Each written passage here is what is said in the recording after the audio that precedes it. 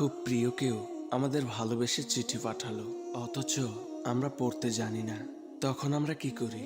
যে পড়তে জানে তার কাছে ছুটে যাই, চিঠিটা বারবার দেখি, বুকে জড়িয়ে রাখি, নিজেই একটা দুটো শব্দ খুব যত্ন করে পড়ার চেষ্টা করি। কত মায়ার, কত ভালোবাসার চিঠি। আল্লাহ আমাদের কাছে একটা চিঠি পাঠিয়েছেন। সেই চিঠিটাই আমরা বুঝলাম না এই জীবনের কোনো সার্থকতা আছে।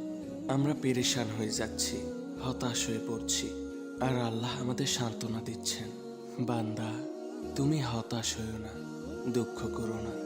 কত মায়া, কত ভালোবাসা মিশ্রিত শব্দাবলী। তিনি যে ভাষায় আমাদের সান্ত্বনা দিচ্ছেন সেই ভাষাটাই আমরা বুঝলাম না। আমি আরবিটাই বুঝলাম না, আমার রবের কালামের ভাষাটাই বুঝলাম না। আমার রবের কথা না বুঝেই চলে গেলাম। এই জীবনের সার্থকতা কোথায়?